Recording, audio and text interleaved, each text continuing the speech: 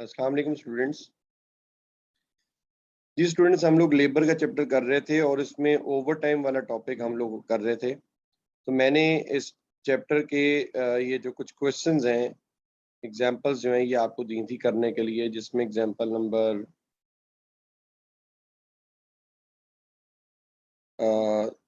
6 है, I think example number 7, 9, example number 7, 8, 9, 10, 11, ये 5 examples थी जो आपको करने के लिए दी थी। इसमें एग्जांपल नंबर 7 की पहले बात कर लेते हैं। एग्जाम्पल 7 में आप लोग अगर काइंडली अपने आंसर्स शेयर करें कि आपकी डायरेक्ट लेबर कॉस्ट क्या आ रही है।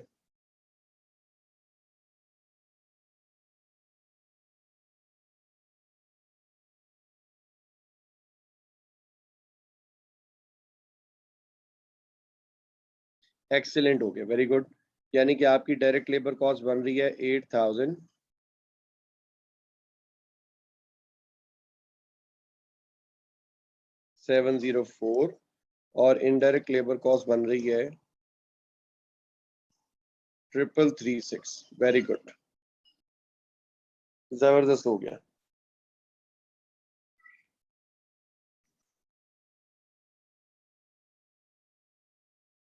एक्सीलेंट हो गया। और एग्जाम्पल नंबर 8 के आंसर्स यही हैं जो लिखे हुए हैं, आपके सामने शो हो रहे हैं आपको।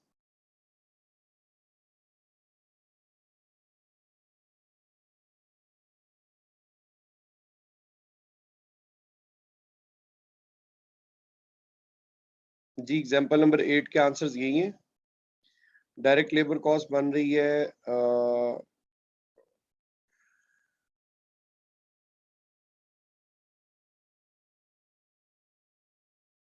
876.8, बिल्कुल ठीक है। और इनडायरेक्ट बन रही है 4617।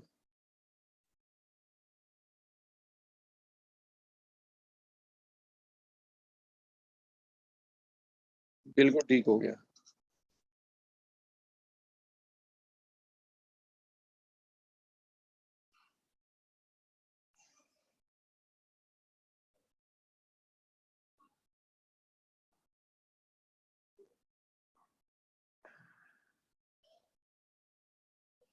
ये आपने मुझे बताया है एग्जाम्पल नंबर 8 के आंसर्स। ठीक हो गया। Now what about example number 9?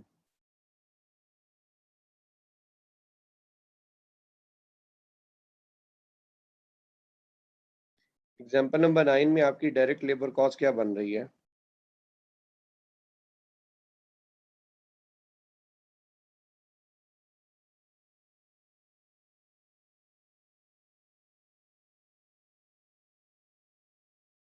बिल्कुल ठीक हो गया। डायरेक्ट लेबर कॉस्ट बनेगी 13,250 और इनडायरेक्ट लेबर कॉस्ट बनेगी ₹5,330। बिल्कुल ठीक है, excellent. Now what about example number 10? Direct labour cost. जी गुड, ₹9,520 और इनडायरेक्ट है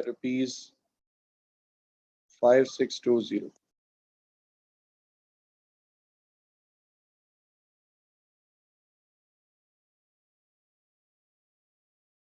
व्हाट अबाउट एग्जाम्पल नंबर 11?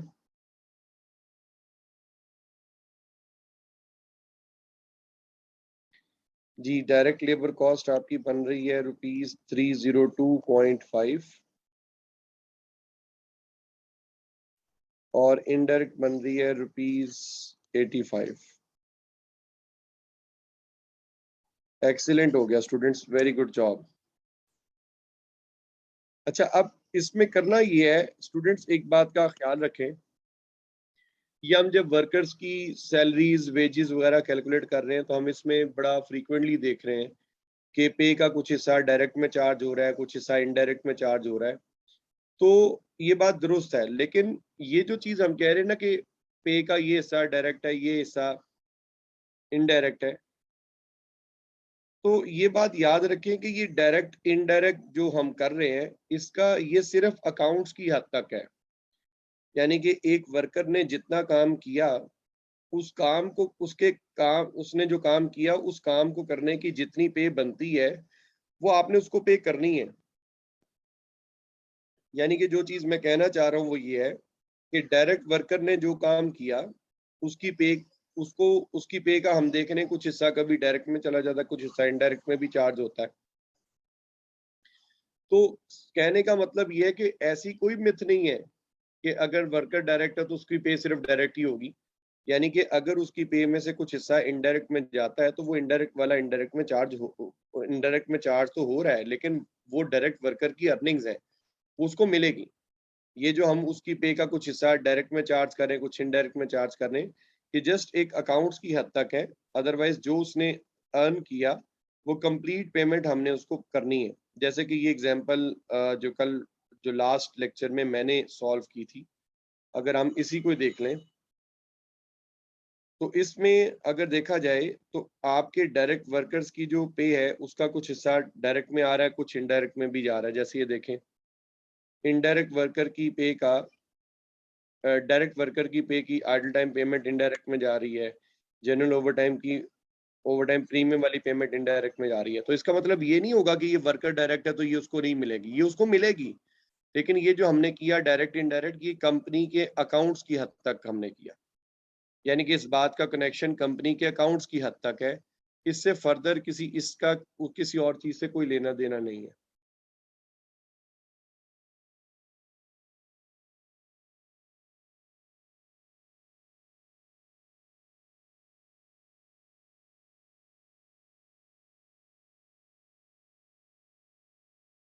जी, समझ गए हैं? तो यानी कि इस बात का जो लिंक है, ये सिर्फ कंपनी के अकाउंट्स की हद तक है। अदरवाइज वर्कर की जो पे, अगर वर्कर डायरेक्ट है तो उसकी सारी अर्निंग्स उसको मिलेगी, चाहे उसमें से कुछ कंपनी के अकाउंट्स में डायरेक्ट रीट हुई हो, चाहे कुछ पोर्शन कंपनी के अकाउंट्स में इनडायरेक्ट रीट हुआ हो। लेकिन हमने वर्कर की पे का जो भी प्रोपोर्शन बनता है, वो हमने उसको ओवरऑल पे करना है, चाहे कुछ भी हो।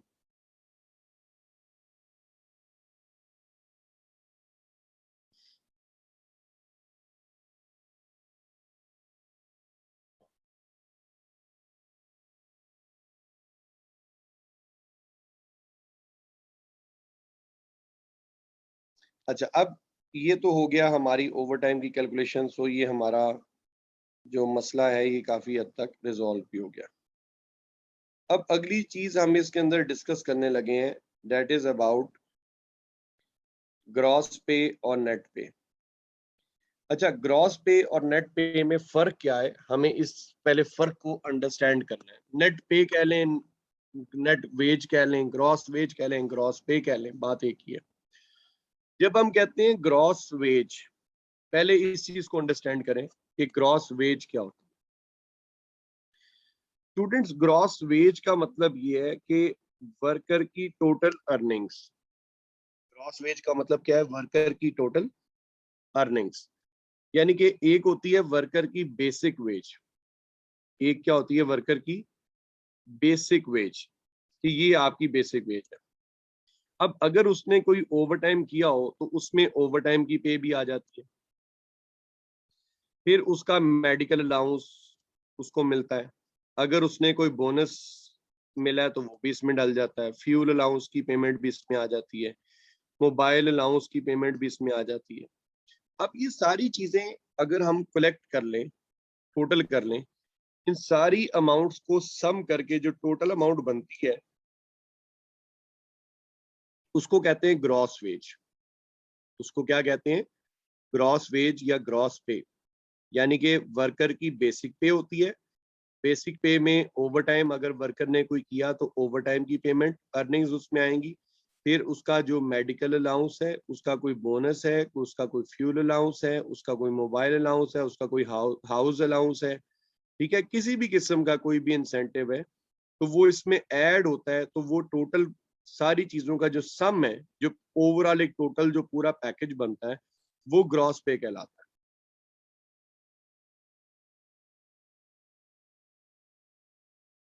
जी, जायद साहब कह सकते हैं, बिल्कुल। तो ये आपकी ग्रॉस पे है। अब ये जो ग्रॉस पे है ये तो वर्कर की एक्चुअल अर्निंग्स इतनी हुई है, यानी कि वर्कर ने असल में इतना अर्न किया है, दैट इज इज ग्रॉस पे। लेकिन ये जो उसने एक्चुअल में अर्न किया है ये पूरी पेमेंट इसको नहीं मिल जाती, इस पे में से कुछ डिडक्शंस भी होती हैं। अब वो डिडक्शंस क्या है कि हम इसकी ग्रॉस पे में से इनकम टैक्स करता है। स्टूडेंट्स, इनकम टैक्स कई किस्म का है।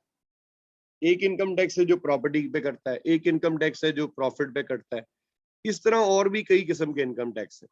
और एक इनकम टैक्स की ये कैटेगरी भी है जो यहाँ पे लेस हो रही है। इसको नॉर्मली कहा जाता है पेई, पे एज यू अर्न, यानी कि आप जितना कमा रहे हैं उस हिसाब से आप टैक्स पे करें, यानी कि ये इनकम टैक्स की कैटेगरी है, पेई, पे एज यू अर्न। तो ये वो पेई है, ठीक है। आप लोग जब टैक्स पढ़ेंगे इंशाल्लाह तो आपको आइडिया हो जाएगा कि तकरीबन कोई 12 किस्म का इनकम टैक्स होता है। इनकम टैक्स की 12 टाइप्स है, उनमें से एक कैटेगरी ये है income tax PAYE. PAYE stands for pay as you earn, यानी कि जितने भी ये सैलरीड एम्प्लॉयज हैं, सैलरी वाला तबका है, ठीक है, इनको इनकी सैलरी के ऊपर टैक्स करता है, वो पे एज यू अर्न की कैटेगरी में आता है, वो इनकम टैक्स। आपको इनकम टैक्स की परसेंटेज या तो क्वेश्चन में बता दी जाएगी या इनकम टैक्स की अमाउंट बता दी हुई होगी। आपने सिंपली, आपसे ये पूछा जाएगा कि नेट पे क्या होता है, आपने पहले ग्रॉस पे निकालनी है, यानी कि ये चंद एक चीजें मैंने नमूने के तौर पे इधर लिखी थी कि जो जो कुछ इसमें पॉसिबल हो सकता है, पहले ये निकाल कर पहले ग्रॉस पे निकाल लें। ग्रॉस पे जब निकल आए तो ग्रॉस पे के अंदर से फिर आप इनकम टैक्स लेस करेंगे, जो भी उसने फॉर्मूला या जो भी चीज जिस तरीका या पैटर्न उसने बताया उसके मुताबिक उसका इनकम टैक्स इसमें से लेस होगा। फिर इसके अंदर से आप उसका प्रोविडेंट फंड काटेंगे, जैसे अक्सर कंपनीज प्रोविडेंट एक स्कीम होती है प्रोविडेंट फंड की, ठीक है, वो आप उसमें से डिडक्ट करेंगे। फिर पेंशन फंड पेमेंट होती है, वो उसमें से लेस होगी, ठीक है। एक सेकंड होना तो चाहिए। सान नाम एन मौजू के सेंटर में सवाल पूछता है।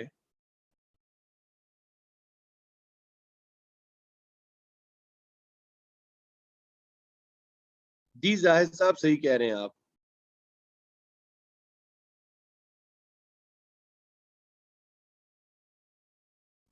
हाँ जी, ये उसमें नहीं लिखा हुआ नोट्स में हसान, इसीलिए मैंने इसको थोड़ा सा ब्रीफली बता दिया है। नोट्स में नहीं था इसीलिए बता रहा हूँ।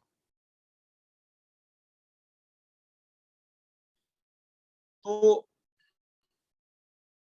ये चीजें जो हैं ये उसमें से डिडक्ट की जाती हैं। फिर इसी तरह आपका जो आपका इंश्योरेंस फंड होता है, ये जो AIOBU, पता नहीं कोई है इस तरह से कंपनी, जो इंश्योरेंस फंड काटती है, 130 रुपए शायद कटते हैं महीने के या कुछ इस तरह से, तो वो भी सारा इसमें से डिडक्ट होता है। तो ये सारी चीजें, ये डिडक्शंस हैं। जब ये डिडक्शंस ग्रॉस पे से कर दी जाती हैं, यानी कि ये अमाउंट ग्रॉस पे में से कट जाती है, डिडक्ट हो जाती है, इसको डिडक्ट करने के बाद जो आपके पास बचता है वो कहलाती है नेट पे। वो क्या कहती है, करने के बाद जो बचेगा उसको कहते हैं कि ये क्या है, नेट पे है। अब जब नेट पे निकल आए तो ये नेट पे वो अमाउंट है जो हम वर्कर को हैंड ओवर करते हैं। नेट पे वो अमाउंट है जो वर्कर को फिजिकली हम पे करते हैं, यानी कि उसकी बनती ग्रॉस पे है, लेकिन जो वर्कर को फिजिकली हम हैंड ओवर कर रहे हैं, जो वर्कर को हम फिजिकली दे रहे हैं, वो नेट पे है। वो क्या कहलाती है, नेट पे। जो हम वर्कर को फिजिकली हैंड ओवर कर रहे हैं, जो वर्कर के हाथ पे रख रहे हैं या वर्कर के अकाउंट में जो ट्रांसफर हो रही है, दैट इज द नेट पे। क्योंकि वो जो अमाउंट वर्कर के अकाउंट में ट्रांसफर हो रही है या फिजिकली वर्कर उसको रिसीव कर रहा है, वो अमाउंट इन डिडक्शंस के बाद उसको मिल रही है। ये चीजें टैक्स वगैरह, प्रोविडेंट फंड, पेंशन फंड्स की डिडक्शन के बाद उसको मिलते हैं, हैंड ओवर की जाती है, इसलिए उसको हम कहते हैं कि ये नेट पे है। इसलिए हम उसको क्या कहते हैं, नेट पे। इसलिए हम उसको क्या बोलते हैं, ये क्या है, ये नेट पे कहलाता है। जी, इज डेट क्लियर और नॉट, यस और नो?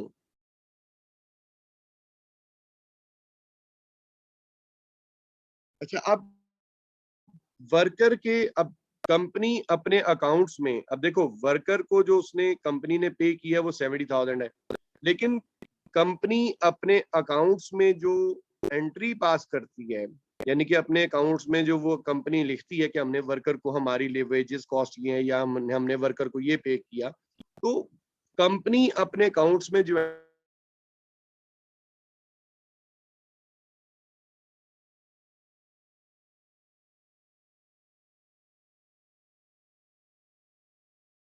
कवर होती है, ग्रॉस अमाउंट के ऊपर होती है।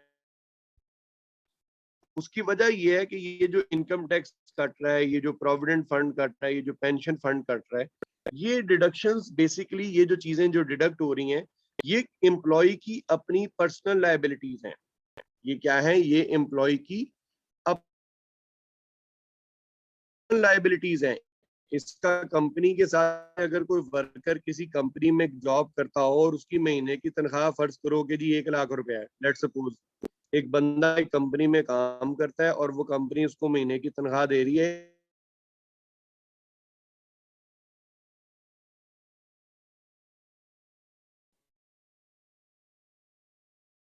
कंपनी उसको एक फैसिलिटी देती है कि जी आप ऐसा करें कि आपका जो भी बिल आता है, आपका जो भी बिजली का बिल आता है, आप वो बिल लाकर हमें दे दिया करें, हम आपका बिल पे कर देंगे आपके बिहाफ पे।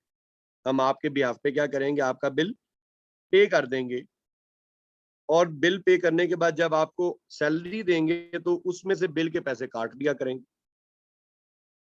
फर्ज करें अब अगर एक बंदे की सैलरी 1 लाख रुपया है और उसको बिजली का बिल आया 20,000, तो कंपनी ने, उसने बिल लाकर क्या दे दिया? कंपनी को हैंड ओवर कर दिया, कंपनी ने उसका बिल पे कर दिया।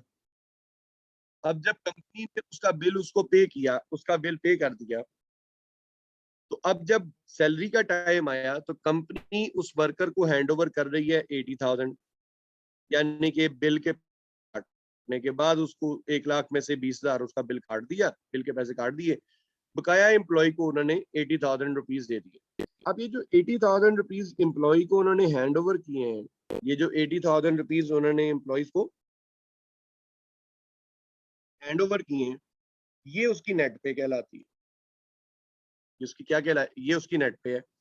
अब देखो, बिजली का बिल देना एम्प्लॉय की अपनी लायबिलिटी थी, ना कि कंपनी की। बिल किसने जमा कराना था? एम्प्लॉय ने जमा करवाना था। तो कंपनी ने तो एक फैसिलिटी दी कि जी आप बजाय बिलों के लिए कहाँ बैंक्स में धक्के खाएंगे, हम, आप बिल हमें ला के दे दिया करें, हम बिल पे कर देंगे बैंक को और आपकी तनख्वाह से बैंक के बिल के पैसे काट लेंगे। सो ये एक फैसिलिटी बनी हुई है। इसी तरीके से ये income tax, provident fund, pension funds, या इस तरह के अगर कोई और डिडक्शंस या फंड्स हैं, तो ये बेसिकली पे करना एम्प्लॉय की लायबिलिटी है, यानी कि ये एम्प्लॉय की जिम्मेदारी में आता है कि एम्प्लॉय ने ये चीजें पे करनी है, ना कि कंपनी की। क्योंकि एक्चुअल में ये लायबिलिटीज कंपनी, एम्प्लॉय की हैं, कंपनी की नहीं है। अब ग्लोबली एक सिस्टम बना हुआ है। अब ग्लोबली सिस्टम क्या है कि कंपनीज में जहां भी वर्कर्स काम करते हैं, एम्प्लॉयज काम करते हैं, कंपनीज उन एम्प्लॉयज के बिहाफ पे उनकी सैलरी से ये अमाउंट डिडक्ट करते हैं, ये चीजें लेस करते हैं, काटते हैं, और इन चीजों को लेस करने के बाद, इन चीजों को लेस करने के बाद जो अमाउंट बचती है वो एम्प्लॉय को हैंड ओवर कर देते हैं, और जो अमाउंट उन्होंने एम्प्लॉयज की सैलरी से, अर्निंग से डिडक्ट की होती है, वो आगे रेगुलेटरी अथॉरिटीज को पे कर देते हैं।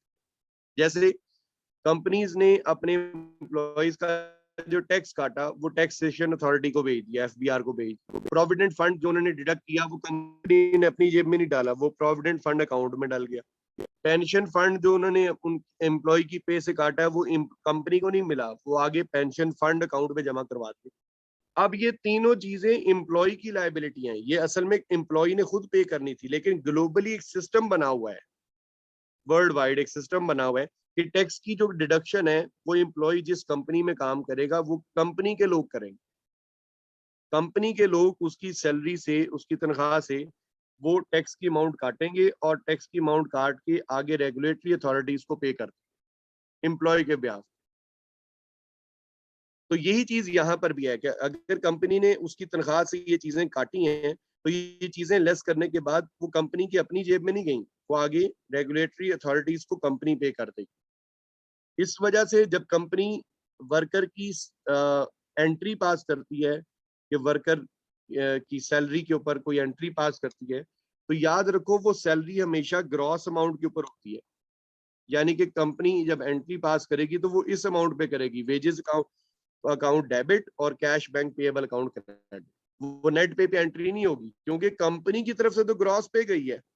कंपनी की तरफ से तो वर्कर को पूरा 1 लाख रुपया मिला, 20,000 जो बिल काटा था वो तो एम्प्लॉय ने खुद 1 लाख लेकर पे ही करना था, लेकिन वो कंपनी ने एक फैसिलिटी दी कि जी हम आपका बिल पे कर देंगे। इसका मतलब फायदा ये था कि एम्प्लॉय का बिल जो है, वर्कर का बिल, वो टाइमली पे हो जाएगा, उसमें डिले नहीं आएगा। जी ये बात समझ में आ गई। तो कंपनी जो एंट्री पास करेगी अपने अकाउंट्स में वो ग्रॉस अमाउंट के ऊपर करेगी।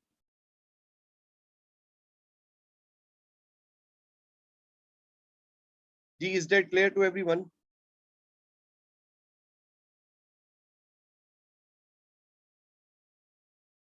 अच्छा, अब अगली चीज इसके अंदर आती है बोनस स्कीम।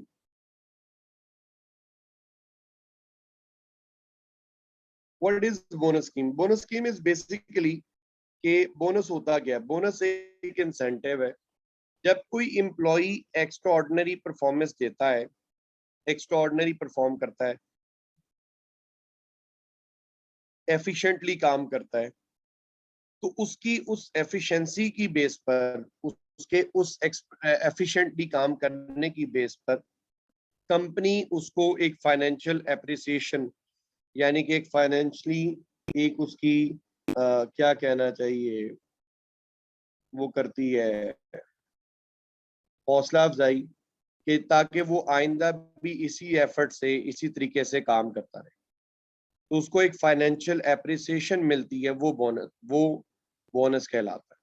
यानी कि जब कोई एम्प्लॉय एफिशिएंटली काम करता है, एफिशिएंटली काम करने का मतलब ये कि एक्स्ट्रा आवर्स में होने वाला काम अगर वो कम टाइम में काम कर ले, तो हम उसको, कंपनी उसको एप्रिसिएशन के तौर पे, हौसला अफजाई के तौर पे एक कैश इनाम देती है, वो बोनस कहलाता है। जो उसकी उस एफिशिएंसी का रिवॉर्ड होता है, उसको हम बोनस कहते हैं। बोनस के अंदर कई स्कीम्स हैं, जैसे कि यहाँ पर चंद एक डिस्कस की गई हैं। कहते हैं जी टाइप्स ऑफ बोनस स्कीम्स में नंबर 1 सबसे पहली जो चीज आती है वो है जी individual bonus schemes, individual bonus scheme. फिर आती है ग्रुप बोनस स्कीम। थर्ड पे आती है प्रोडक्टिविटी रिलेटेड बोनस। अब इसमें सबसे पहले इंडिविजुअल बोनस स्कीम। जब हम कहते हैं इंडिविजुअल बोनस स्कीम, तो इंडिविजुअल बोनस स्कीम का मतलब ये है कि इसमें हम हर एम्प्लॉय की परफॉर्मेंस को इंडिविजुअली एनालाइज करेंगे। हम अपनी कंपनी के हर एम्प्लॉय की परफॉर्मेंस को इंडिविजुअली एनालाइज करेंगे, यानी कि हर वर्कर की परफॉर्मेंस 1 बाय 1 अलग अलग इवेल्युएट की जाएगी। और जब हम हर एम्प्लॉय की परफॉर्मेंस अलग अलग इवेल्युएट करेंगे, तो जिस एम्प्लॉय की परफॉर्मेंस एक्स्ट्राऑर्डिनरी होगी, जो भी एम्प्लॉय एक्स्ट्राऑर्डिनरी परफॉर्म करेगा, उसको एक कैश इंसेंटिव दिया जाएगा। ठीक है, यानी कि जो भी एम्प्लॉय, जो जो एम्प्लॉय उस बोनस क्राइटेरिया को मीट कर रहा होगा, हर उस एम्प्लॉय को बोनस में दिया जाएगा। ये कहलाता है इंडिविजुअल बोनस की। यानी कि इसमें जो हम एम्प्लॉय की एलिजिबिलिटी जो चेक कर रहे हैं कि क्या वो बोनस के लिए एलिजिबल है या नहीं, ये डिपेंड कर रहा है उसकी इंडिविजुअल परफॉर्मेंस पे। यानी कि कंपनी के बाकी वर्कर्स क्या करते हैं वो इसके अंदर शामिल नहीं है। ठीक है, उसने क्या किया ये मैटर करता है। अगर उसने एफिशिएंटली काम किया, अगर उस वर्कर ने बोनस का क्राइटेरिया मीट किया, तो सिर्फ उसको बोनस दिया जाएगा। और उसके अलावा और भी जिस जिस वर्कर ने भी बोनस का क्राइटेरिया मीट किया, उसको भी बोनस दिया जाएगा। ये कहलाएगा इंडिविजुअल बोनस स्कीम। जैसे मैं एक एग्जांपल कोट कर रहा हूँ, रियल में तो ऐसा नहीं है, लेकिन मैं एक एग्जांपल कोट कर रहा हूँ कि फॉर एग्जांपल जी, अगर कोई पिफा अगर एक बोनस पॉलिसी इंट्रोड्यूस करवा दे, ये एक एग्जांपल है जस्ट। बोनस अगर अगर फिफा एक बोनस स्कीम इंट्रोड्यूस करवा दे कि जो भी टीचर्स जो हैं वो जो टीचर्स अपना सिलेबस टाइमली कंप्लीट करेंगे और जिन टीचर्स का रिजल्ट अच्छा आएगा तो फिफा उनको उस बैच का बोनस देगा। यानी कि एक लिमिट सेट कर दे कि जी अगर किसी टीचर का रिजल्ट इतने परसेंट आएगा तो उसको बोनस मिलेगा। अब फिफा में बेशुमार टीचर्स हैं, तो जिस जिस टीचर का रिजल्ट उस परसेंटेज से अबव होगा उसको वो बोनस मिलेगा। जिस जिस टीचर का भी रिजल्ट उस परसेंटेज क्राइटेरिया बोनस क्राइटेरिया को मीट करेगा, हर उस टीचर को बोनस दिया जाएगा। तो अब क्या होगा, इंडिविजुअली हर टीचर को अलग अलग एनालाइज किया जाएगा कि क्या इस टीचर का सिलेबस टाइमली खत्म हुआ था, क्या इस टीचर के स्टूडेंट्स का रिजल्ट अच्छा आया, क्या पासिंग क्राइटेरिया उस बोनस क्राइटेरिया से ज्यादा है पासिंग परसेंटेज, तो ये बोनस के लिए एलिजिबल है, तो उसको बोनस दे दिया जाएगा। ठीक है, ये होती है इंडिविजुअल बोनस स्कीम। ये क्या होती है? Individual bonus scheme. जैसे कोई क्रिकेट मैच होता है तो क्रिकेट मैच में मैन ऑफ द मैच का रिवॉर्ड एक ही बंदे को मिलता है। मैन ऑफ द मैच का अवार्ड एक शख्स को दिया जाता है। ठीक है, जिसने एक्स्ट्रा ऑर्डिनरी परफॉर्मेंस दी होती है सिर्फ उसको वो अवार्ड मिलता है, तो वो कहलाएगा इंडिविजुअल बोनस स्कीम। वो चीज क्या कहलाएगी? Individual bonus scheme. वो चीज क्या कहलाएगी? Individual bonus scheme.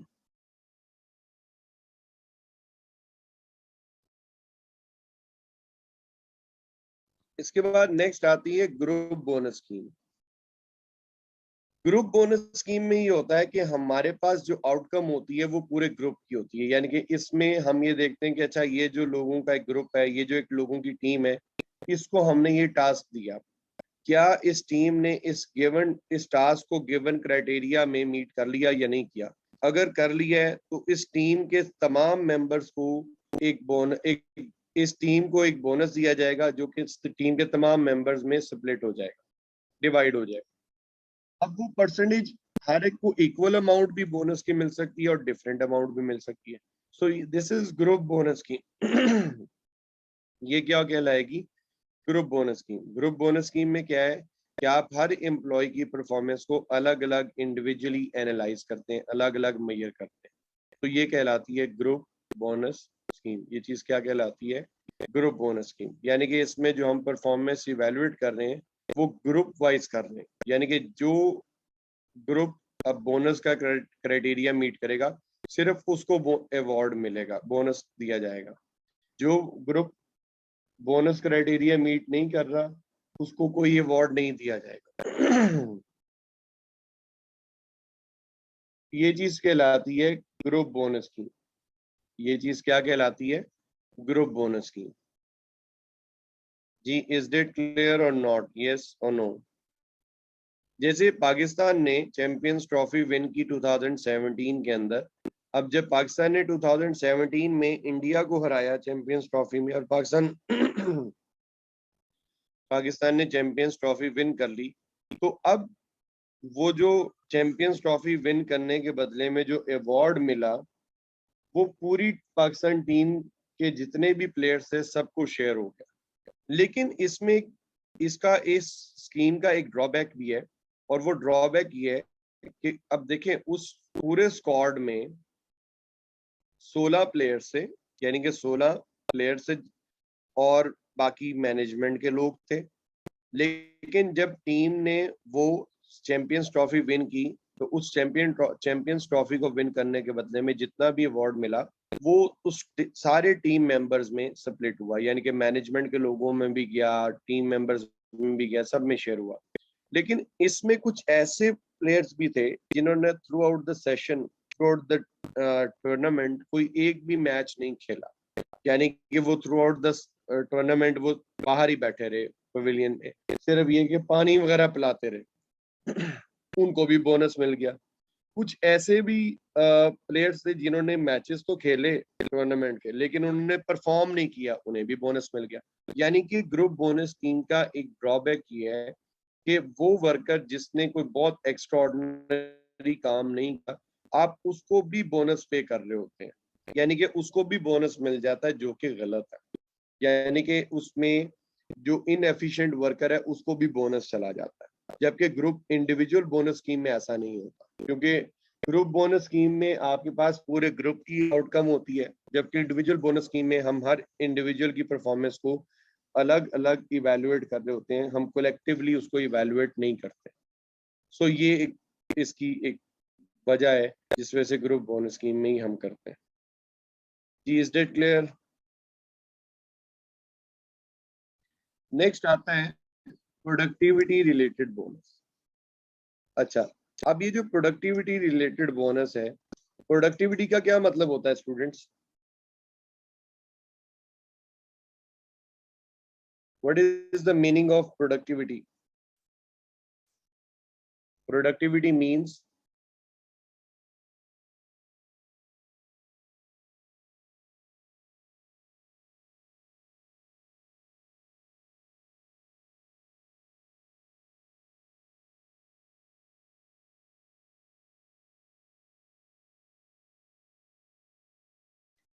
Students productivity नहीं, प्रोडक्टिविटी का मतलब आउटपुट या प्रोडक्शन नहीं है, प्रोडक्टिविटी का मतलब है efficiency.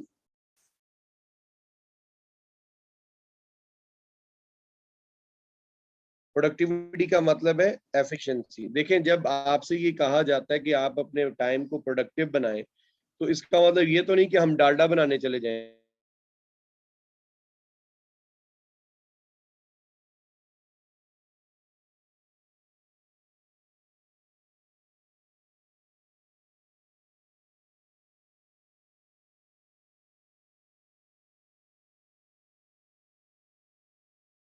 Efficiency based bonus worker को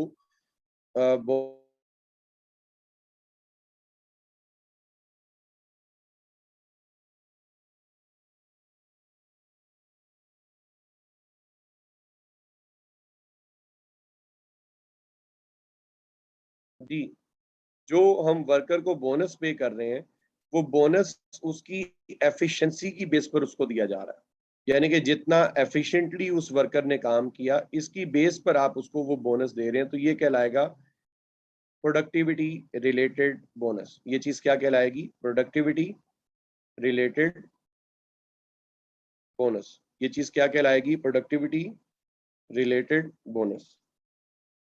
यानी कि वो वर्कर जितना एफिशिएंटली काम करेगा, वो चीज क्या कहलाएगी? प्रोडक्टिविटी। तो यानी कि इसको हम यूं भी कह सकते हैं कि ये टाइम सेविंग बोनस है, यानी कि वर्कर ने जितना टाइम सेव किया उसकी बेस पर आप उसको बोनस दे रहे हैं, तो ये प्रोडक्टिविटी रिलेटेड बोनस है। टाइम सेविंग मतलब एफिशिएंसी को इंश्योर करता है कि इसने एफिशिएंटली काम किया। देखिए, अगर एक वर्कर को आप एक काम देते हैं करने के लिए, और कि जी ये काम आपने करना है और इसको करने के लिए आपके पास 10 आवर्स का टाइम है, आपने उसको 10 घंटों का टाइम दिया, अगर उस वर्कर ने उस काम को 8 घंटों में कर लिया, तो इसका मतलब है कि 2 आवर्स उसने सेव किए। मींस कि अगर आपने एक वर्कर को काम दिया कि ये काम आपने 10 आवर्स में करना है, दैट इज टाइम अलाउड, लेकिन वर्कर ने उस काम को 8 घंटों में कर लिया, वर्कर ने उस काम को क्या किया? 8 आवर्स में कंप्लीट कर लिया। इसका मतलब है कि उसने 2 आवर्स सेव किए।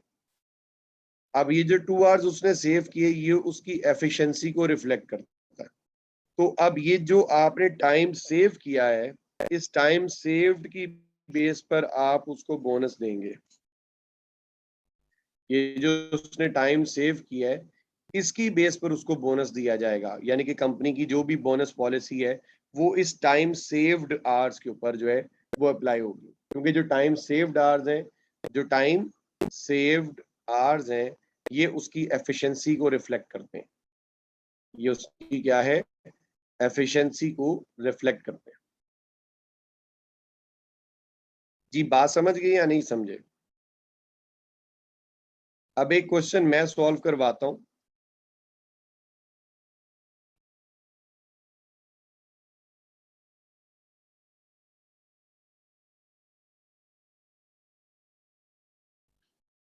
जी, एक क्वेश्चन मैं सॉल्व करवाता हूं, बोनस की एक एग्जांपल सॉल्व करते हैं, उससे चीजें ज्यादा क्लियर हो जाएंगी। ये एक एग्जांपल है जी हमारे पास। यहाँ पे वो कहता है जी एग्जाम्पल नंबर 4 में the following data relate to work at factory A. कहता है कि जी फैक्ट्री ए में वर्कर्स ने ये काम किया जिसमें वो कह रहा है कि नॉर्मल वर्किंग आवर्स उसके यानी कि जिनको हम बेसिक आवर्स कहते हैं वो 8 आवर्स है। यानी कि नॉर्मली वर्कर एक दिन में 8 घंटे काम करता है। बेसिक रेट पर आवर उसका जो बेसिक रेट है per hour that is 7 per hour. उसको 7 रुपीज पर आवर के हिसाब से पेमेंट होती है। Standard time allowed for 1 unit, एक यूनिट बनाने के लिए उसके पास 2 मिनट्स का टाइम है। ये उसको पर यूनिट, एक यूनिट बनाने के लिए इतना टाइम उसको एलोकेटेड है। एक यूनिट बनाने के लिए उसके पास इतना टाइम है। Now the bonus scheme is 90% of the time saved at basic rate। अच्छा, बोनस के क्वेश्चंस में स्टूडेंट सबसे अच्छी बात यह है कि आपको उसने क्वेश्चन के अंदर ही बोनस का फॉर्मूला स्कीम बताई हुई होगी कि बोनस किस तरीके से पे किया जा रहा है। उसने कहा 90% ऑफ टाइम सेव्ड, यानी कि अगर कोई टाइम सेव हुआ है, अगर कोई टाइम सेव हुआ है तो जितना टाइम उसने सेव किया उसका 90% लेंगे, जितना टाइम उसने सेव किया उसका 90% लेंगे, एड बेसिक रेट और बेसिक रेट से उसको मल्टीप्लाई कर देंगे, तो ये उसका बोनस बनेगा। ये उसका क्या बन जाएगा? बोनस अमाउंट बनेगा। अब सवाल उसका ये है कि what will be the labour cost. कहते हैं कि आपकी लेबर कॉस्ट क्या होगी इन अ डे, एक दिन की, अगर वर्कर ने 360 यूनिट्स प्रोड्यूस किए। अगर वर्कर ने 360 यूनिट्स प्रोड्यूस किए हैं तो फिर वर्कर की एक दिन की लेबर कॉस्ट क्या होगी, ये उसकी रिक्वायरमेंट है। अब इसको सॉल्व करते हैं।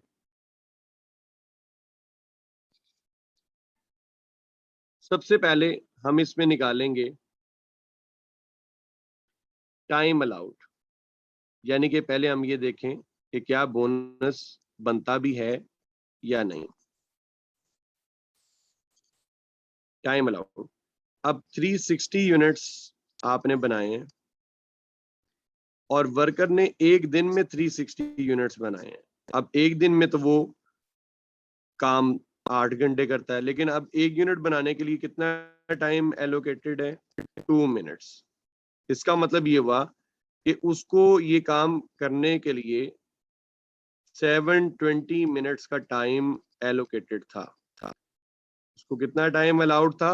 720 मिनट्स। हम इसको आवर्स में कन्वर्ट करेंगे 60 मिनट से डिवाइड करके। आवर्स में इसलिए कन्वर्ट कर रहे हैं क्योंकि जो हमारे पास लेबर का रेट है, जो पेमेंट रेट है, that is per hour not पर मिनट।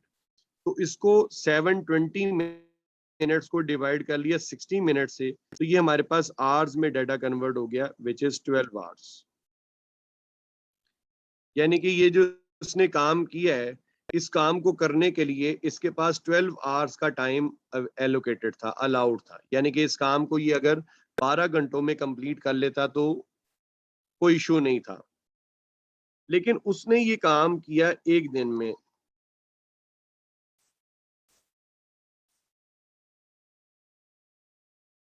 उसने ये काम किया एक दिन में, तो एक दिन में तो वो 8 घंटे काम करता है। एक दिन में तो वो 8 घंटे काम करता है।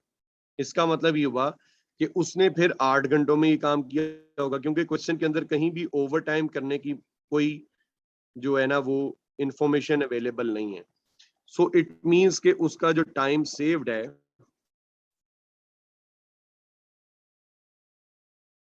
टाइम सेव वो 4 आवर्स है। यानी कि वर्कर ने जो टाइम सेव किया वो कितना है? 4 आवर्स। यहां पर अब हम क्या करेंगे? अब हम वर्कर की बोनस की कैलकुलेशन करेंगे, यानी कि जो वर्कर ने काम किया उसकी बोनस पेमेंट निकालेंगे। अब देखें टाइम सेव्ड हो रहा है तो उसकी एफिशिएंसी रिफ्लेक्ट हो रही है। अगर टाइम सेव ना हुआ होता तो फिर वो बोनस के लिए एलिजिबल ना होता।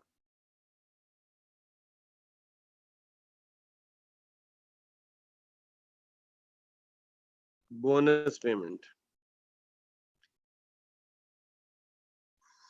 बोनस पेमेंट क्या थी जी? Bonus scheme 90% of time save. Time save कितना है? 4 आवर्स। तो 4 आवर्स उसने टाइम सेव किया, उसका हम लेंगे 90% इनटू बेसिक रेट। उसका क्या है? Basic rate is 7 rupees per hour. कितना बनेगा जी?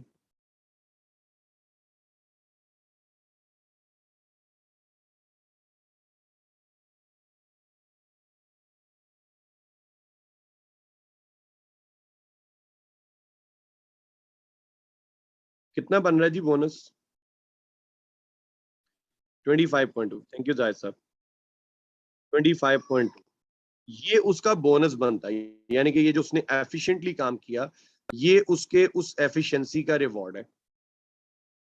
अब जाहिर है उसको उसकी बेसिक वेज तो मिलेगी। अब ये याद रखें कि बेसिक वेज जो है वो हमेशा पे की जाती है जितने आवर्स आपने काम किया हो। यानी कि अब उसने काम किया था 8 घंटे, तो फिर 8 आवर्स के ऊपर इसको कैलकुलेट किया जाएगा।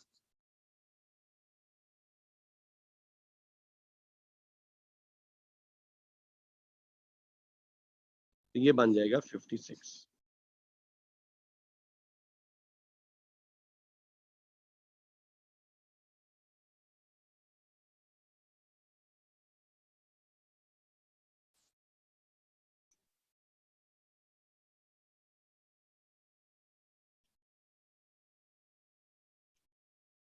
कैलकुलेटेड ऑन टाइम टेकन, यानी कि ये हमेशा टाइम टेकन, या आप कह सकते हैं आवर्स वर्कड पे कैलकुलेट की जाती है। हमेशा टाइम टेकन पे या आवर्स वर्कड पे इसको कैलकुलेट किया जाता है। अब अगर हम इसका टोटल कर लें तो ये उसकी टोटल अर्निंग्स है।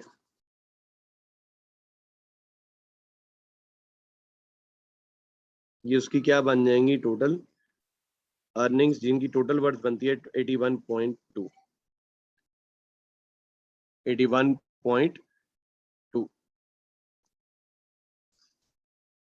अब ये वर्कर, जैसे कि हम पहले भी बात कर चुके हैं कि जो बोनसेस, अलाउंसेस, इंसेंटिव्स होते हैं, पेड लीव्स होती हैं, ये इनडायरेक्ट लेबर कॉस्ट होते हैं। सो ये इनडायरेक्ट लेबर कॉस्ट में चार्ज होंगे। और बेसिक वेज अगर वर्कर डायरेक्ट हो तो ये डायरेक्ट लेबर कॉस्ट में चार्ज होती है। अगर वर्कर डायरेक्ट है तो उसकी बेसिक वेज क्या होगी? डायरेक्ट।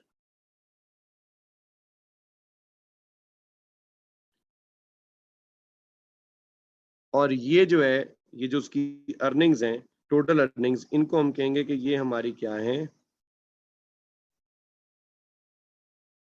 ग्रॉस वेज या ग्रॉस पे। इसको हम ग्रॉस वेज कहेंगे या ग्रॉस पे कहेंगे। जी students, any confusion, any doubts और एनी इश्यूज जो आपको इसमें अगर किसी को भी आ रहे हैं तो बता दें।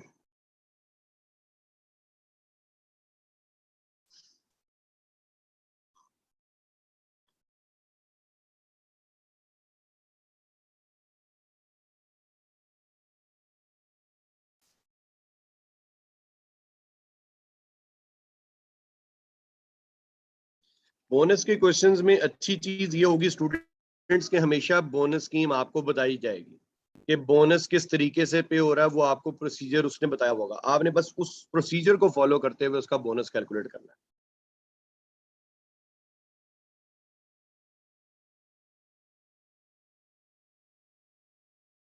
मुश्किल तो नहीं है, इजी है वैसे ये।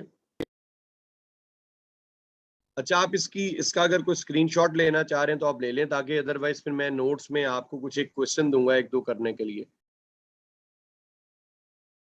या आप लोग इसको देख लें और 10 मिनट्स की कर लें नमाज ब्रेक। नमाज ब्रेक कर लें, उसके बाद फिर शुरू करते हैं यहीं से इंशाल्लाह।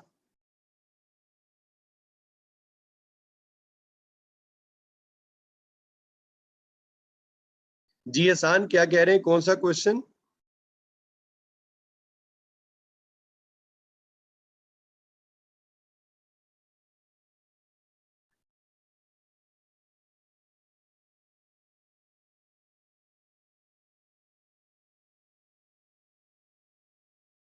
क्वेश्चन का स्क्रीनशॉट ये लें।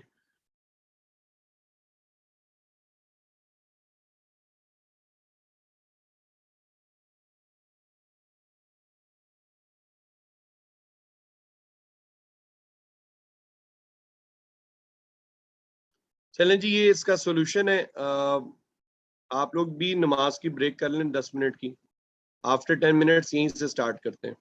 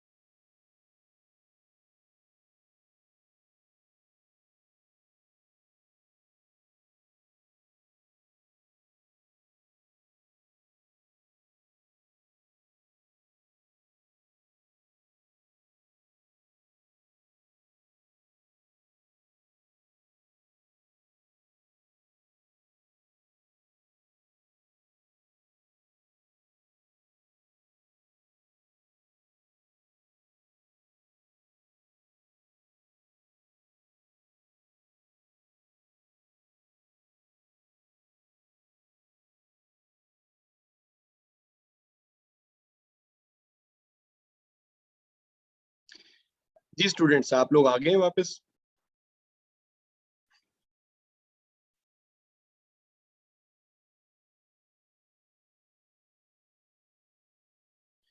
जी स्टूडेंट्स, आप लोग ब्रेक से वापस आ गए हैं? चलें, एक क्वेश्चन है आपके जो नोट्स हैं उनमें से ही है।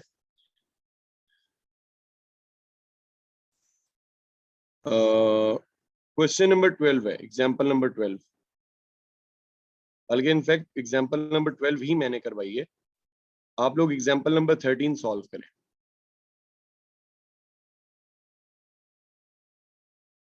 जी, इसको एग्जाम्पल नंबर 13 को सॉल्व करें।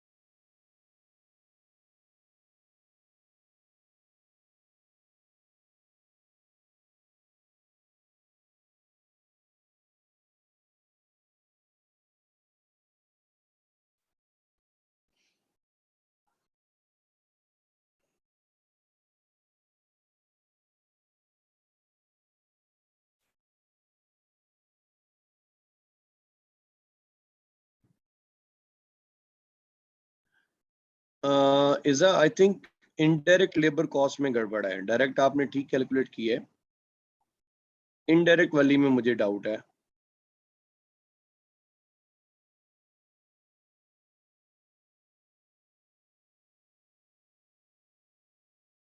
जी अमजद, आपकी इनडायरेक्ट लेबर कॉस्ट बिल्कुल ठीक है।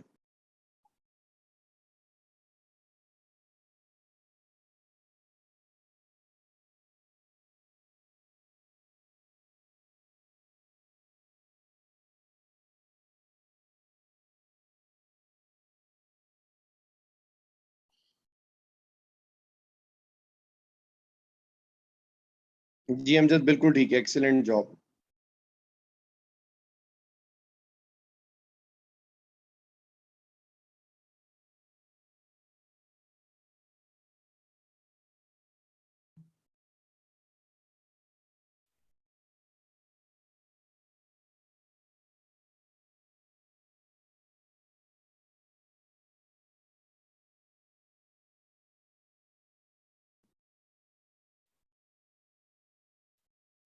जी जाहिद साहब, बिल्कुल ठीक है, शाबाश।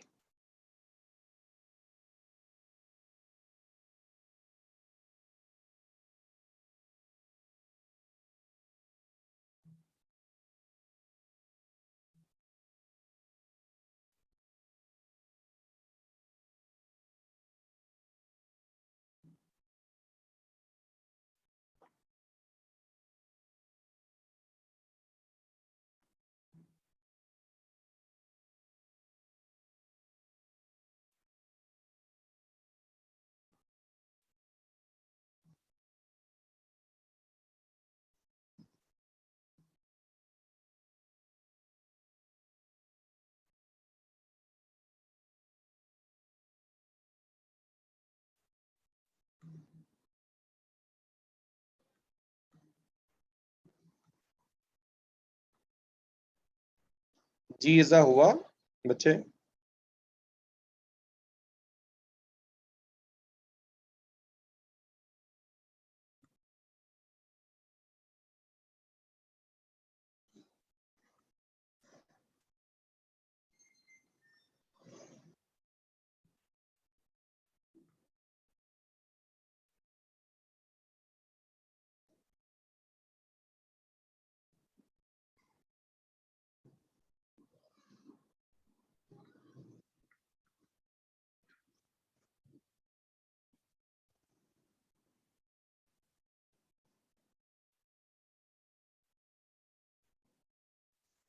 देखिए इसमें सबसे पहले करना ये था कि हमने निकालना था time allowed.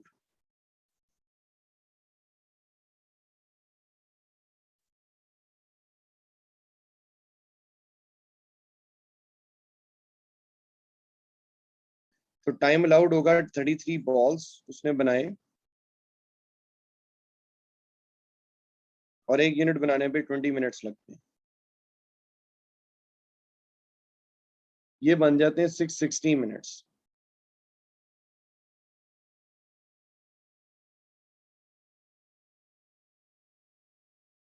Divided by 60 minutes, तो ये हो जाएगा 11 आवर्स।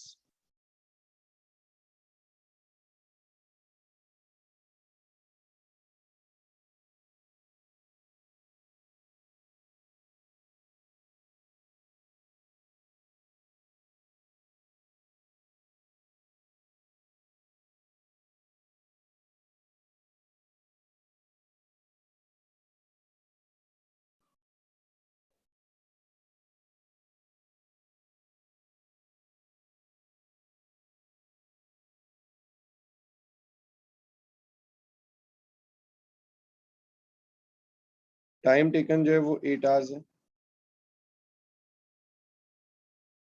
शाबाश।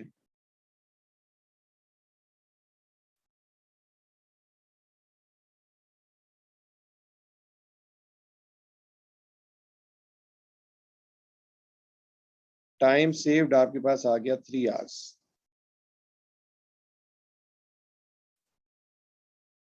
अब जब आप इसमें अपनी बोनस कैलकुलेशन करेंगे, तो बोनस कैलकुलेशन में time allowed, time taken 8 divided by time allowed which is 11 into time save 3 into basic rate उसका ₹5 है।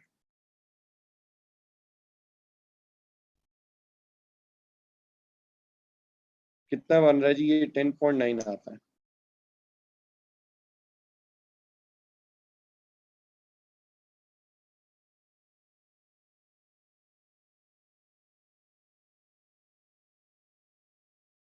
ज़ाहिर है आपने उसको उसकी बेसिक वेज भी पे करनी है।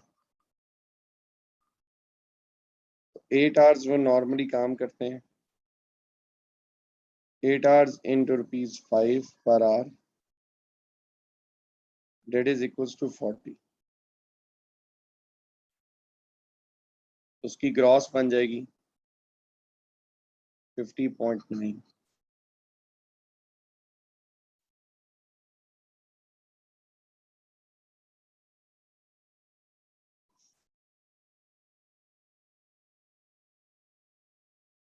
जी जाहिद साहब, इज डेट क्लियर? स्टूडेंट्स, ये क्लियर है आपको, आप लोगों को?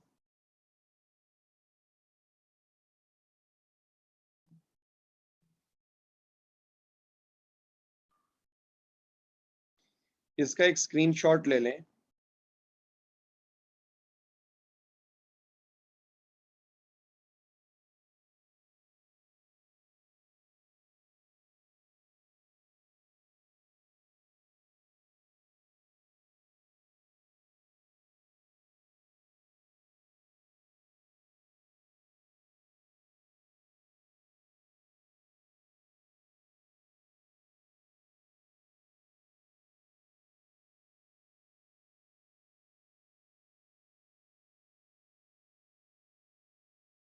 जी done.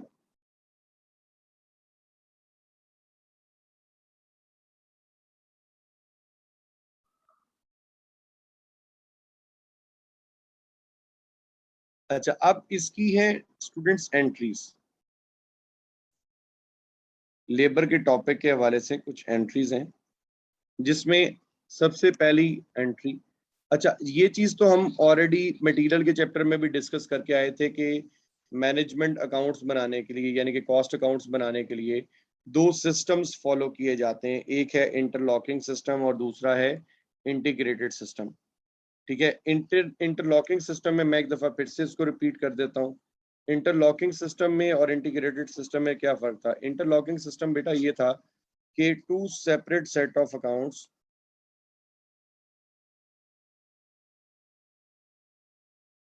separate sets of accounts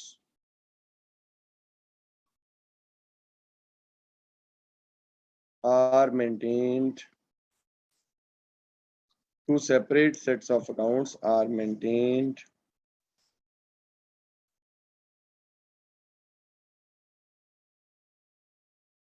at the same time।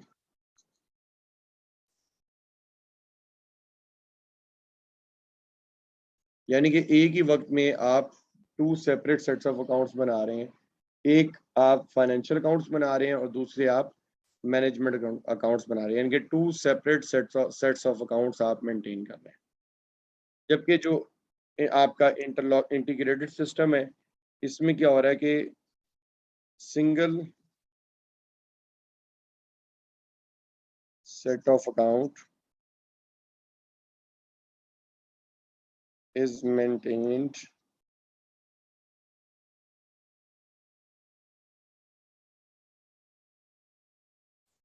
by merging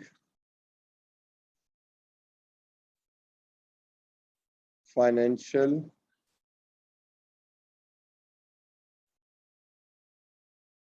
by merging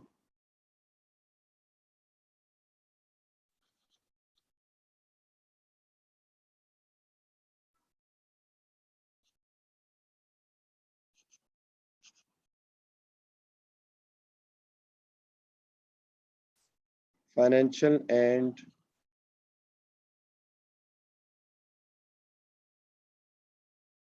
management accounts, यानी कि फाइनेंशियल और मैनेजमेंट अकाउंट्स को मर्ज करके हम लोग इसमें क्या कर रहे हैं, सिंगल सेट ऑफ अकाउंट्स बना रहे हैं। फाइनेंशियल और मैनेजमेंट अकाउंट्स को मर्ज करके क्या कर रहे हैं, सिंगल सेट ऑफ अकाउंट्स बना रहे हैं। ये हम कर रहे हैं इंटीग्रेटेड सिस्टम में। जबकि इंटरलॉकिंग सिस्टम में क्या है कि हमने two separate set of accounts जो हैं वो हम लोग एट ए टाइम मेंटेन कर रहे हैं। यानी कि अगर इंटीग्रेटेड सिस्टम का मतलब ये है कि अगर कोई एक ट्रांजैक्शन होती है तो एंट्री भी एक ही पास की जाएगी, लेकिन इंटरलॉकिंग सिस्टम का मतलब ये है कि अगर ट्रांजैक्शन एक होगी तो एंट्रीज दो पास की जाएंगी, एक उसके फाइनेंशियल अकाउंटिंग पर्पज के लिए और दूसरी उसकी मैनेजमेंट अकाउंटिंग पर्पज के लिए। तो दो, अगर ट्रांजैक्शन एक है तो एंट्रियां दो हैं इंटरलॉकिंग सिस्टम में। मैं इसको लिख भी देता हूँ,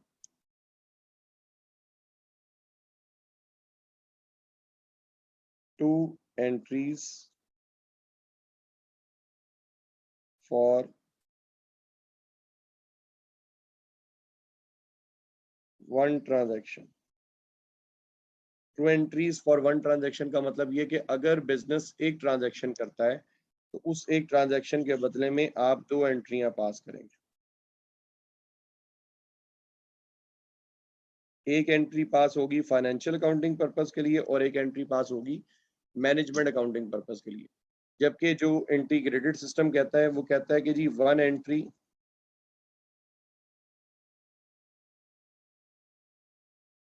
फॉर वन एंट्री फॉर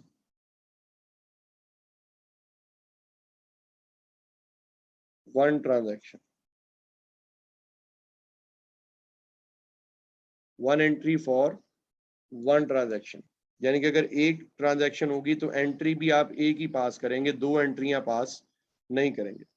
तो ये जो है ये आपका इंटरलॉकिंग इंटीग्रेटेड और इंटरलॉकिंग सिस्टम है। अब देखें, अगर हमने हमारी कोई वेजेस हैं तो हम उसकी एंट्री पास करते हैं,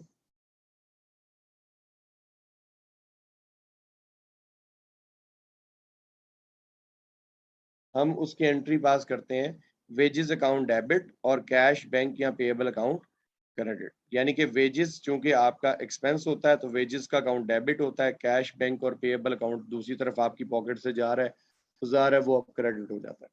जबकि यही एंट्री जब हम इंटरलॉकिंग सिस्टम में करते हैं तो हम एंट्री पास करते हैं वेजेस अकाउंट डेबिट होता है और कॉस्ट लेजर अकाउंट क्रेडिट होता है। Cost ledger is basically, last time भी बात हुई थी कि कॉस्ट लेजर अकाउंट हम लोग बनाते हैं किसी भी फाइनेंशियल आइटम को ट्रीट करने के लिए।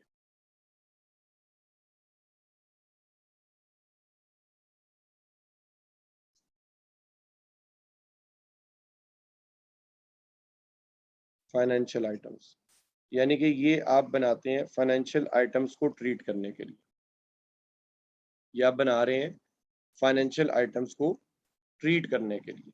तो ये फाइनेंशियल आइटम्स का मतलब है जैसे हमारे कोई क्रेडिटर्स हैं, पेएबल्स हैं, तो उनको फाइनेंशियल आइटम्स में ट्रीट किया जाता है, उनको फाइनेंशियल आइटम्स कहते हैं। यानी कि हमने अगर किसी भी किस्म की, मुख्तसर ये है कि अगर हमने किसी भी किस्म की कोई पेमेंट करनी है तो हम उसको कॉस्ट लेजर अकाउंट में चार्ज करते हैं।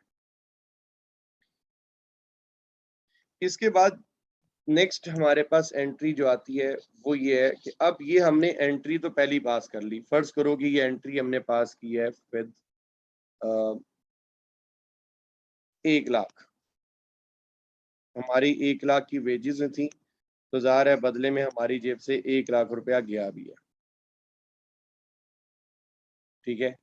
अब लेकिन हम अब क्या करने जा रहे हैं, अब हम इसकी इस 1 लाख की डिवीजन करने जा रहे हैं। अब हम ये देखना चाह रहे हैं कि इस 1 लाख में से हमारी डायरेक्ट लेबर कॉस्ट कितनी है, हमारी इनडायरेक्ट लेबर कॉस्ट कितनी है, हमारी प्रोडक्शन से रिलेटेड इनडायरेक्ट कॉस्ट कितनी है, और हमारी जो प्रोडक्शन से रिलेटेड नहीं है वो इनडायरेक्ट कॉस्ट कितनी है। अब हम ये इसमें देखना चाह रहे हैं। इसमें सबसे पहले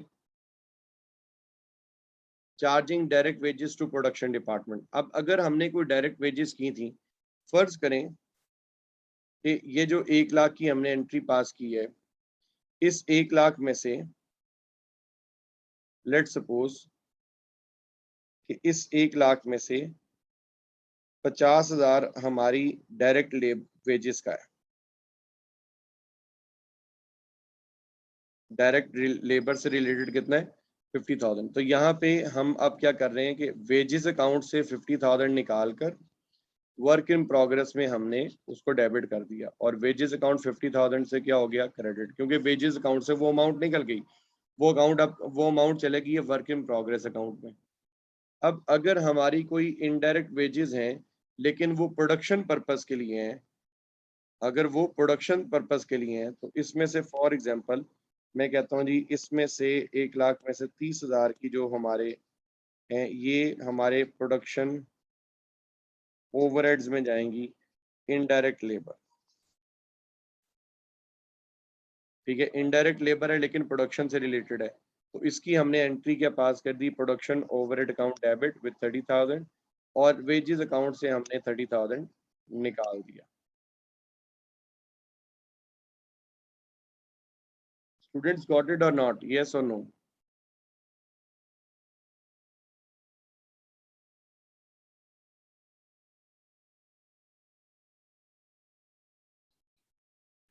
फाइनली अब जो उसमें से लेबर हमारे इनडायरेक्ट लेबर है लेकिन वो अदर देन प्रोडक्शन कॉस्ट के लिए लग रही है, तो वो हमारी इनडायरेक्ट लेबर तो है लेकिन वो नॉन प्रोडक्शन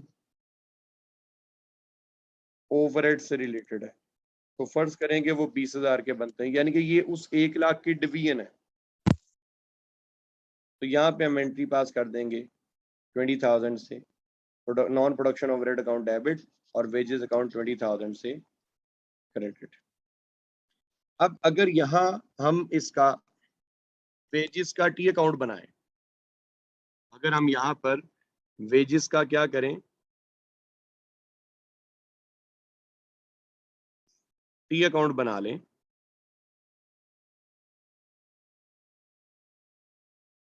वेजेस अकाउंट, तो देखें पहली एंट्री हमने पास की wages account debit against cash और बैंक अकाउंट या पेएबल अकाउंट आपका क्रेडिट हुआ, ये एंट्री हमने पास की 1 लाख से। अब इस 1 लाख में से जो हमारी डायरेक्ट लेबर से रिलेटेड थी वो चलेगी वर्क इन प्रोग्रेस अकाउंट में।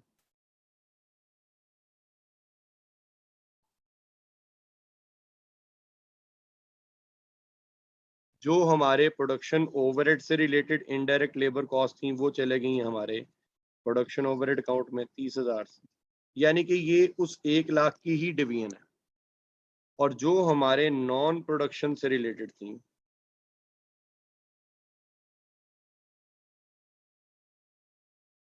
Non production overheads 20,000। अब इसका दोनों तरफ जो अकाउंट है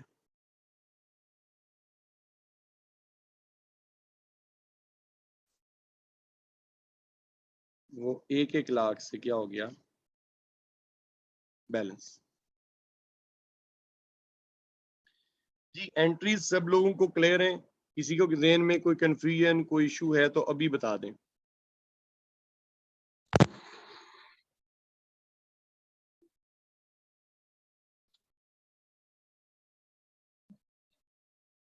अगर किसी के ज़हन में कोई कंफ्यूजन है तो अभी बता दें।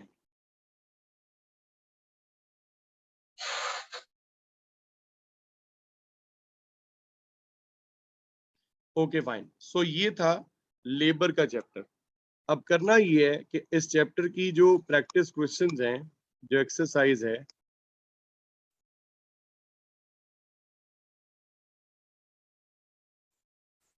इस चैप्टर के जो प्रैक्टिस क्वेश्चंस हैं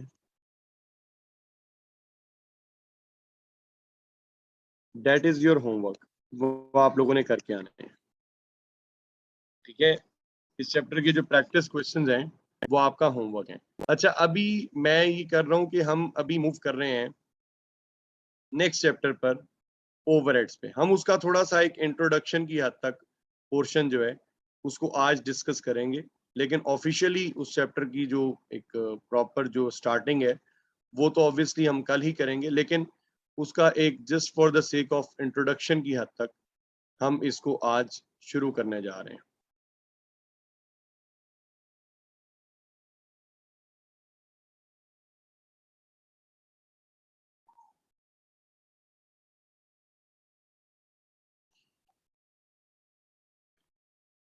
देखें, अगर आपको थोड़ा सा मैं रिकॉल करवाऊं तो स्टूडेंट्स वेरी फर्स्ट चैप्टर में, फर्स्ट चैप्टर कॉस्ट क्लासिफिकेशन में हम लोगों ने डिस्कस किया था कि कॉस्ट जो तो है उसके दो एलिमेंट्स हैं, या तो वो डायरेक्ट मटेरियल होती है, डायरेक्ट लेबर हो सकती है, और डायरेक्ट एक्सपेंस हो सकता है। एट द सेम टाइम वो इनडायरेक्ट मटेरियल भी हो सकती है, इनडायरेक्ट लेबर भी हो सकती है, और इनडायरेक्ट एक्सपेंस भी हो सकता है। जिसके बाद हमने ये कहा था कि सम ऑफ ऑल डायरेक्ट कॉस्ट, ठीक है, इन सब का जो सम है इज कॉल्ड प्राइम कॉस्ट। इन सारी डायरेक्ट कॉस्ट का जो सम है उसको हम क्या कहते हैं, प्राइम कॉस्ट। और ये जो हमारी इनडायरेक्ट कॉस्ट थी,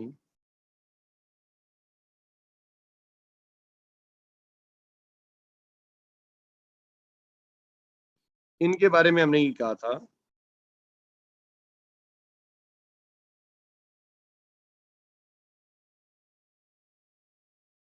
accumulated under single head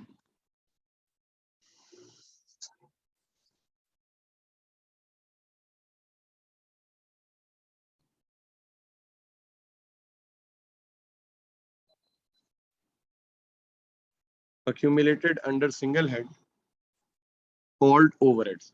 यानी कि हमने ये कहा था कि हमारी जितनी भी इनडायरेक्ट कॉस्ट हैं, इन तमाम इनडायरेक्ट कॉस्ट को हम एक सिंगल हेड में इकट्ठा करते हैं, और उस हेड का नाम क्या है, ओवरहेड्स। सो अब समरी ये है कि हमारी जितनी भी इनडायरेक्ट कॉस्ट थी उनको हमने एक सिंगल हेड में इकट्ठा कर लिया और उस हेड को हम क्या कह रहे हैं, ओवरहेड्स। उस हेड को हम क्या कह रहे हैं, ओवरहेड्स। उस हेड को हम क्या कह रहे हैं, ओवरहेड्स। अब हमने ये देखना है कि जब वो सारी इनडायरेक्ट कॉस्ट इस सिंगल हेड में इकट्ठी हो गई तो अब हम फर्दर क्या करेंगे।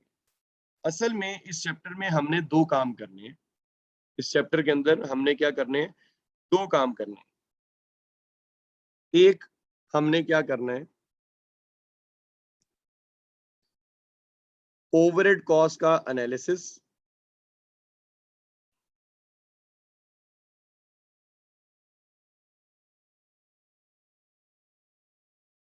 Analysis of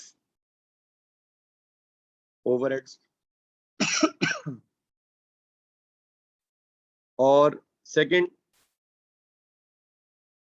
converting overheads to converting overheads to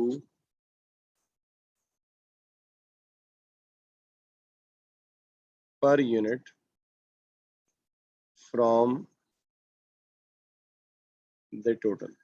यानी कि हम इनको क्या कर रहे हैं, टोटल से पर यूनिट फॉर्म में कन्वर्ट कर रहे हैं। यानी कि इस चैप्टर में हमने दो काम करने हैं। नंबर वन, अपनी ओवरहेड कॉस्ट का एनालिसिस करना है और सेकेंडली हमने अपनी ओवरहेड कॉस्ट को टोटल से पर यूनिट फॉर्म में कन्वर्ट करना है। तो इस चैप्टर में दो काम है जो हमने करने हैं, एक अपनी ओवरहेड कॉस्ट का एनालिसिस और दूसरा अपनी ओवरहेड कॉस्ट को टोटल से पर यूनिट फॉर्म में कन्वर्ट करना है। तो ये दो अहम टास्क हैं जो हमने इस चैप्टर के अंदर परफॉर्म करना है। फिर इसके बाद हमारी डिस्कशन ये हुई थी कि जी ओवरहेड्स दो किस्म के होते हैं।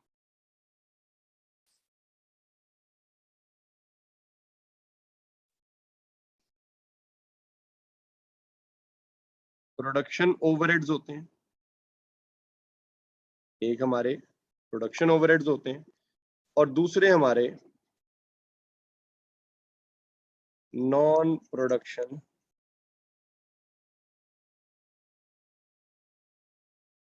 तो दो किस्म के ओवरहेड्स हैं। यानी कि हम ओवरहेड्स को स्प्लिट कर देते हैं फर्दर दो कैटेगरीज में, प्रोडक्शन ओवरहेड्स और नॉन प्रोडक्शन ओवरहेड्स। जब हम कहते हैं स्टूडेंट्स प्रोडक्शन ओवरहेड्स, तो प्रोडक्शन ओवरहेड्स का मतलब है कि वो इनडायरेक्ट कॉस्ट हैं जिनका प्रोडक्शन से कहीं ना कहीं कनेक्शन जुड़ता है। यानी कि जो प्रोडक्शन से रिलेट करती हैं उन्हें हम कह देते हैं कि ये हमारे प्रोडक्शन ओवरहेड्स हैं। लेकिन कुछ ओवरहेड्स हमारे ऐसे होते हैं जिनका हमारी प्रोडक्शन से लिंक नहीं होता, उन्हें हम कह देते हैं non production overheads. Production overheads में जैसे हम एग्जांपल दें, सुपरवाइजर की सैलरी। अब सुपरवाइजर की salary is indirect labour cost overhead है, लेकिन चूंकि सुपरवाइजर प्रोडक्शन प्रोसेस की सुपरविजन कर रहा होता है, इसलिए जो हम प्रोडक्शन मैनेजर को जो हम पे करते हैं, दैट इज सॉरी, जो हम उसको सुपरवाइजर को जो पे कर रहे हैं वो हम उसको फिर प्रोडक्शन ओवरहेड्स में कैटेगराइज करते हैं। अब सेल्स मैनेजर की सैलरी, अब चूंकि सेल्स मैनेजर जो है वो उसका काम चीजों को सेल करना है, बेचना है, यानी कि उसका प्रोडक्शन से कोई लिंक नहीं है। सो जो हम उसको पे करते हैं वो हमारी क्या कहलाती है, नॉन प्रोडक्शन ओवरहेड्स। अब प्रोडक्शन ओवरहेड्स में कि हम तीन चीजें करेंगे इस चैप्टर में। एक, हम करेंगे कि प्रोडक्शन ओवरहेड्स की एलोकेशन करेंगे। सेकंड, प्रोडक्शन ओवरहेड्स की हम अपोर्शनमेंट करेंगे।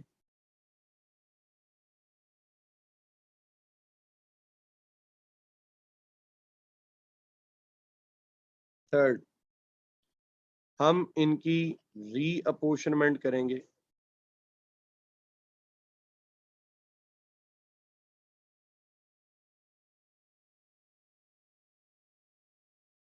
और लास्ट में हम इनकी एब्जॉर्प्शन करेंगे।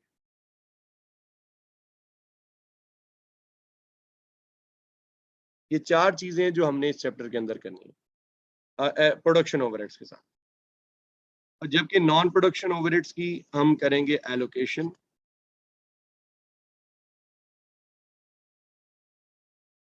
अपोर्शनमेंट इनकी नहीं होती। रीअपोर्शनमेंट भी नहीं होती, और फोर्थ इनकी सिर्फ एब्जॉर्प्शन होती है।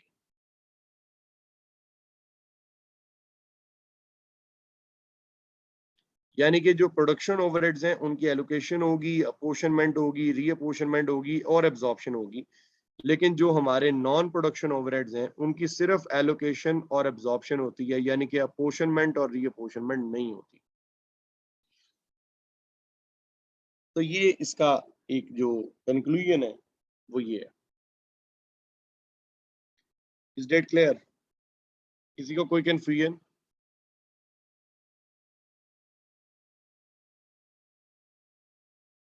ठीक है, हम लोग स्टूडेंट्स कल यहीं से इसको स्टार्ट करेंगे ओवरहेड्स को प्रॉपर वे में।